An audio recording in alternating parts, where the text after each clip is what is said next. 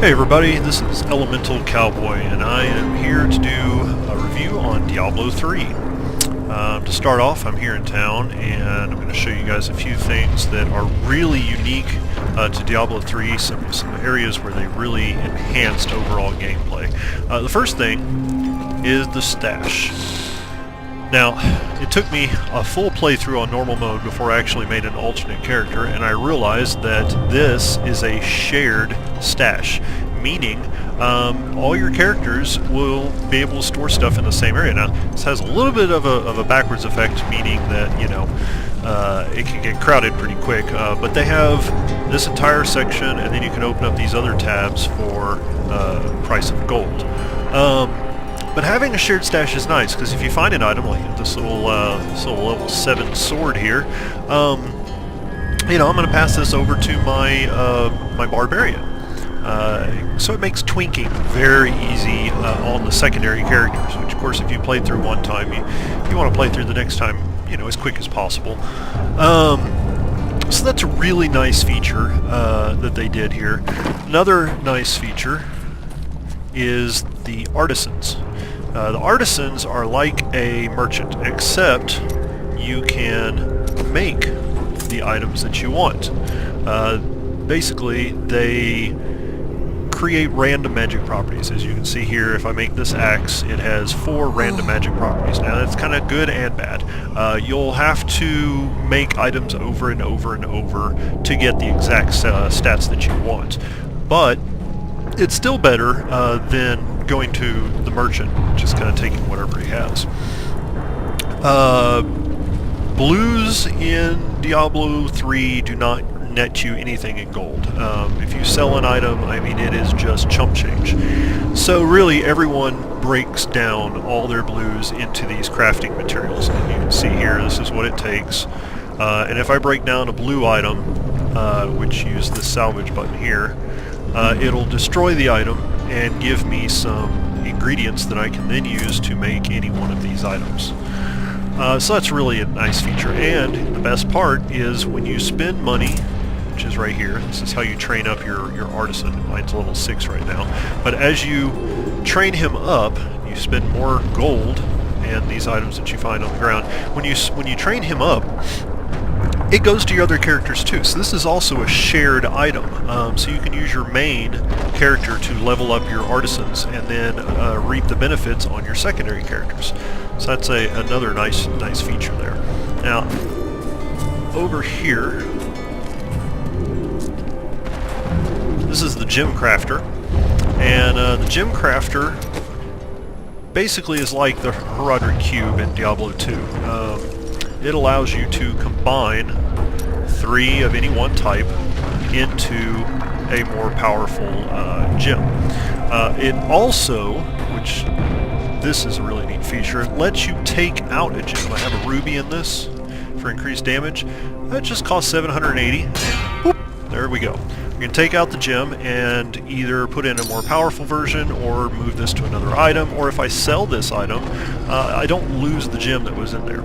So it's a very handy thing, and he trains up the same way as the other guy. You have to spend gold and items that you find in the game, and you can train him up to do more powerful gems. Diablo 3 does tried the adventuring life. Damage to your items when you die. Too much I've already pain, repaired everything, not but enough profit. the durability there, as I die, that will decrease. So each time it gets down, you have to come here and spend a little bit of gold. It's not excessive. Like if I were to get everything down to almost a broken level, it would cost me about 1,000 in gold to repair everything, which is really nice. You can also get dyes in Diablo 3, allowing you, as you can see, my mage here is decked out all in white, mainly because, well, I normally go with a frost build. That's not what I've got right now, but I go with a frost build, so I decided to make a frost mage and make him all white. So here's my dye, and you just right-click on it, and then click on an item that you want to color, and you know, it'll turn it that color, which is it's pretty nice. It allows you to really separate yourself from others, which is something that was lacking in Diablo 2. Now, another thing in Diablo 3 is the skills, and the skills are a major change from Diablo 2. This is my skill. Here, you're allowed to have, what is it? 1, 2, 3, 4, 5, 6, 6. One on your left mouse button, one on your right mouse button, and then the 4, which correspond to the number keys here. Sometimes it seems like you don't have enough skills, but usually in a fight, I really find that I don't, everything's dead by the time I would have used any more skills than I already have. So as you can see here, I have 3 utility skills set to these bars, so they don't really get cast. This is kind of this is my armor that saves me in case I'm getting just hammered on. This is a buff for my weapon, and then this is my armor, which I keep active on all times. Now, of course, every class has very different skills, and the neat thing about Diablo 3 is the ability to customize each skill. These are, and there's a lot of them. I mean, I have all these skills to choose from, but any one skill can then be altered through the use of runes. So, for example, I have Magic Missile equipped right now, and if I cast it, that's what it looks like. Now, if I go in and I switch to Split, gotta wait a little cooldown there.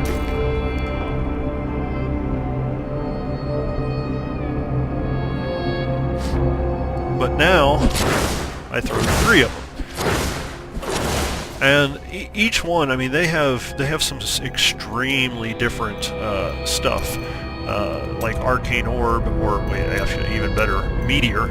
If I were to select Meteor and then do Comet, it changes the entire, not only the visual effect of the meteor, but it changes the type of damage it does, the effects it does on the enemies. This takes it from a fire damage to an ice damage or cold damage. So you can really kind of customize your character, especially if you run into an elite that is, say, immune to fire. You just switch over to the Comet and boom, you're good to go. So that's a nice feature. Now, I'm going to go into something really quick, and I didn't actually mean to do that, but it doesn't matter. I'm going to go into something really quick that a lot of people don't know when they first get into the game. So this is just an added little tidbit for you guys. If you go into Options, go down here to Gameplay, and over to these boxes here. Show Advanced Tooltips and Elective Mode. Now, Show Advanced Tooltips, if that's not checked, when you mouse over one of your skills, you get a very generic description of what that skill does. This actually breaks it down so that when you look at your skills, it shows you how much damage it does, it gives you all of the stats, and those are things that you just don't get to see if you don't enable that. Now, Elective Mode. This is really handy, especially when you get into the later game, but I've turned it on since the very beginning. Now, what Elective Mode does is it allows you to go in and pick what you want to put in each spot. Like you can see here, I have 2 conjurations. Normally, if that was not selected, this would not be possible, because the game will force you to put a primary spell, so one of these 4 has to go in this spot. There's no options. For, the secondary spell, it has to be one of these. Again, no options. So it's nice to have the ability to choose what you want to put in each spot. And it allows a much greater level of customization. Now these down here, these are your passive skills. Every class gets 3 of them, and there are a lot to choose from. They all do pretty good at, you know, bumping up your abilities. Each class has completely different ones, but they're handy. And you want to try to pick stuff that will complement your build. So, you know, if I was using Frost, like I said I normally do, I use this, Cold-Blooded, which increases damage to chilled targets by 20%. So that's a nice thing to do, but, you know, I'm not doing that right now. Something else that they changed in Diablo 3, which I think is really a good direction that they went is there's no scrolls. Remember the ID scrolls and the town teleport scrolls that they had in Diablo 2? Well, those are gone. But the actual ability to use them is still there. It's like teleporters right here. You just hit the T button and away you go. Takes you back to town just like in Diablo 2. Puts you right back where you were, just like in Diablo 2. Now, I don't have any rare items to show you guys, but if I had picked up a rare item, blue's automatically identified, you don't have to do anything. But if I picked up a rare item, it would have a question mark on it, and to identify it, you just right-click on it. It's as simple as that. No muss, no fuss, really. In Diablo 3, one of the things I love, you still can blow up barrels and the normal stuff, just like in Diablo 2. But in Diablo 3, there's also a lot of environmental stuff. Like here's just a desk and chairs, and blow all that stuff up. They also have interactable things that will actually affect the fight, the battle. You can find chandeliers that you can drop on the enemies, which will end up stunning them. You can find like log traps in the wild and use those against your enemies. So it's really nice to see that level of interaction in the environment. I've played each class. This is my highest level, my wizard. But I've played each class a little bit, up to about level 12. And they all play just dramatically different from each other, which is really nice. Not that they didn't in Diablo 2, but it's really nice to see just that level of differences, I mean, you don't feel like you're playing anywhere near to the same character. It takes different strategies and different skill layouts. It's really well done. A lot of people have said, that Diablo 3 feels a little too easy. And it is, until you get to Inferno, which I'll get to that in a minute, but the game is fairly simple. It's your standard point-click, blow stuff up, just like in Diablo 2.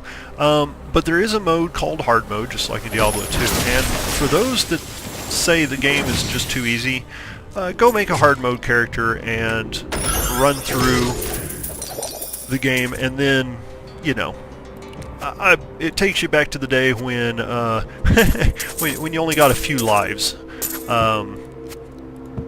And you might want to go ahead and pick up an extra keyboard and an extra mouse, just in case, your beloved hard mode character crashes and burns, and then you're left with, a smashed keyboard and mouse, which happens. Which will also bring me to another point, hard mode. And the online only. Diablo 3 is online only, and this was one of my biggest peeves with the game when it came out, was that they were forcing everybody to play online. I thought that was a horrible idea at the time. I still think it's a horrible idea. In fact, this is my 4th game review of Diablo 3, or 4th attempt, because, well, the servers keep going down. We had a storm come through the other day, and, electricity was still on, so I could play, except no internet. It's nice to teleport there. So it's really annoying to not be able to have a single-player game, and with that said, I understand why they made the decision. The game is a co-op game. It is a phenomenal co-op game. The ease at which you have to join your friends. I don't have any friends on right now. It's kind of early, so... but it's very simple. I mean, they show up over here in the little friends list, and you simply right-click on them, and away you go, and you pop into their game. You can also open up your game to the public, so that they can join you, which is really nice. These guys are really tough, kind of annoying. If those had been elites, that would have been an interesting fight. Another item here in Diablo 3 that I think they did really well is like this guy right here. Make it stop. This is a random spawned event that, I mean, it's not in every game. So if I exited, reloaded, and came back, this would not be here. You think when it we're all started, just waiting? just to do it while talking. Please save us. These men are robbers. Another thing that a lot of people didn't like was the online auction. I actually kind of like it. In fact, the real money auction, who knows? It's not up yet as of this review, so I can't really talk about it, tell you whether I like it or not. Do I like the principle? I do. I think it's a neat little way for people to try and make money. Whether people will actually make any money on it or not, who knows? You know, people may decide they don't want to spend their actual money in Diablo 3. But there's always been people that did. People did in Diablo 2, and I'm willing to bet that people will in Diablo 3 as well. Now, in a co-op mode, Your bravery is an inspiration. there's a really handy feature that they did here that prevents, you remember in Diablo 2, you go on a Mephisto run with your buddies, or maybe not your buddies, just a pickup group, and boom, he'd explode and stuff would go all over the ground and everybody would just scramble clicking trying to pick stuff up. Okay, that's gone in this one. All the loot that spawns is unique to you. So that rare that pops up on the ground, you don't even have to worry about it. You can take your time walking over to it to pick it up because only you can see it. Now, if you pick it up and throw it back down, anybody can pick it up. Had a game that happened to where a guy trying to make room in his pack and he threw a couple of rares down on the ground and the guy ran over, picked them up. Wasn't real happy about it, but just be aware that if you throw an item on the ground, it no longer applies the rule that it's on you.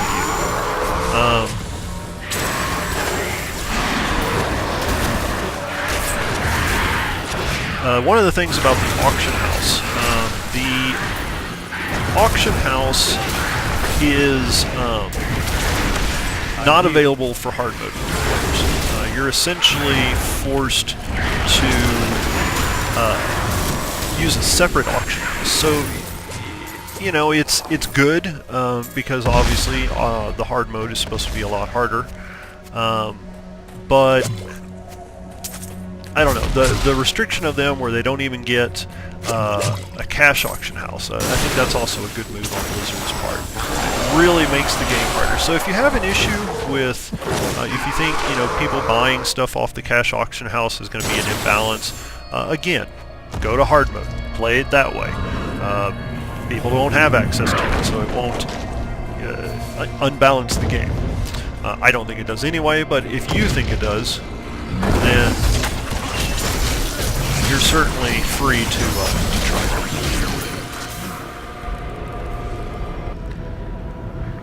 Alright, let's talk about the auction house. From your login screen, you can go here, select the auction house, and this is it. It's real simple to search for stuff. If I wanted to get a new helm for my wizard, I'd simply select exactly what I want, put in my level range. Only want to see your rare, and then this you get to pick your stats. So it doesn't show you everything. Like I'm a mage, so I want intelligence. Only over 100. Probably the most important secondary stat for me is my vitality. So put that in there. That to like 50. And then we won't even mess with the 30. We'll just see what comes up. And there they are. You can see. I don't know why it won't let you sort by these. Hey, that's not okay. Time left. See, that'd be nice to sort by time left, so you can see what's about to pop, like this guy here for 15 minutes. I sort by buyout usually, just to see, you know, what's auctionable, the cheapest, starting at the cheapest stuff and moving down. But this is nice. These are typical of the prices that I've been seeing since the game launched. How people are getting this much gold, I don't know. I have yet, as you can see, 48,000. I have yet to get into these large denominations, and it's not like I haven't been selling stuff. These are all of my transactions that I've done. A lot of stuff is not selling. These are all trial and error. The stuff that's not selling, if it doesn't have at least a main stat followed by a vitality stat, it's not going to sell. I've learned that the the hard way. All these things were just items that I threw on there, and it turned out the ones that did sell all had a primary stat followed by a vitality stat. So a little advice there. Now, I've been told that once you get to Inferno, which I haven't yet, I'm in Hell, but once you get to Inferno, resistance is the most important item, most important stat. So we'll see what happens when I get up that high and start getting level 60 items. We'll see how that goes. These are my current auctions. It gives you a nice little list of what you have, who's bid on it. If you're bidding on items, it shows you the item, your bid, if you're outbidded, you know, that. This is how you sell. You can select any of your characters to sell from. Again, it's a shared stash, so you know everything that's in the stash you can sell. In fact, I'm going to be selling these items here. Now, something to watch. This is neat. Watch this. Okay, you've got this helm. You see how everything here looks?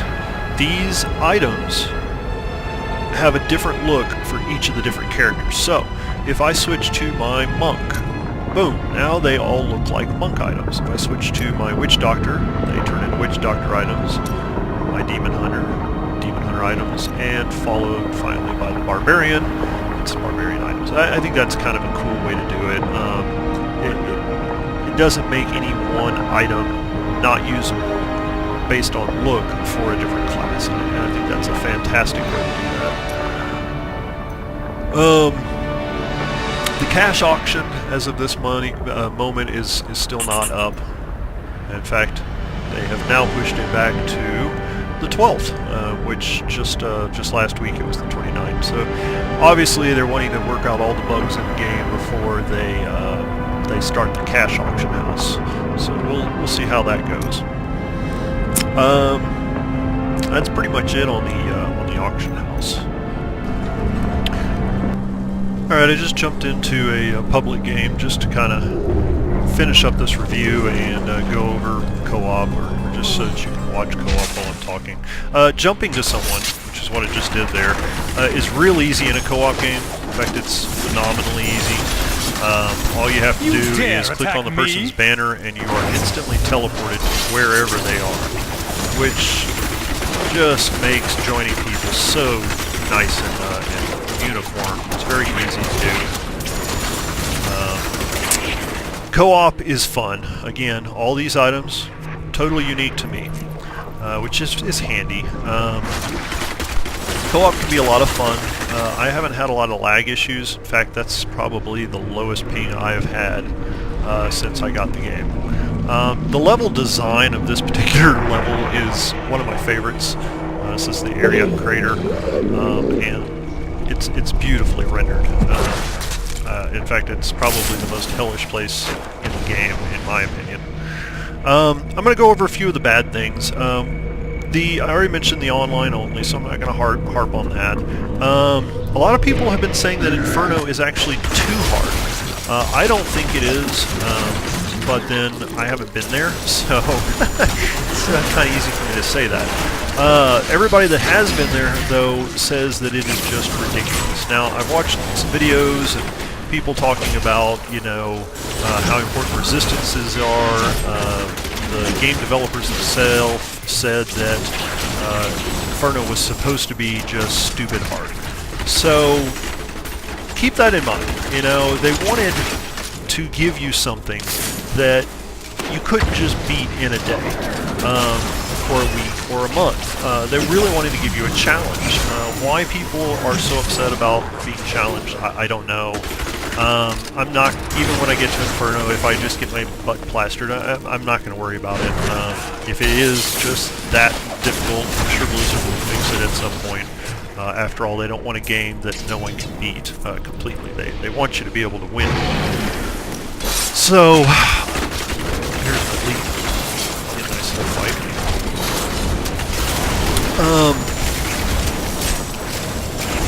Error 37. Error 37 is going to live in infamy in this game. I can't imagine an error that has pissed off more people. With that said, you know, it's gone. It's over. It was basically an error that everyone was getting on the night of the game release. So when the game was released, everybody rushed to log in, and nobody could because they all got error 37. Now, I never saw the error. I didn't get the game until later. I actually knew that there was going to be issues trying to log in. I mean, after all, this is an online game, and Blizzard, for some odd reason, decided that it would be a good idea to have everyone in North America launch the game at the exact same moment in time. Why they did this, I don't know. I think it was an idiotic idea, and obviously it didn't work out too well. Since launch, there haven't been a lot of issues. You know, the servers go down when they have to bring them up down for maintenance, which again is that online only deal, and that is annoying. But it hasn't been bad, and I don't have the greatest connection in the world, and I have had no problem getting in, playing games with others. You know, the latency hasn't been bad at all for me. So it's been an overall great game.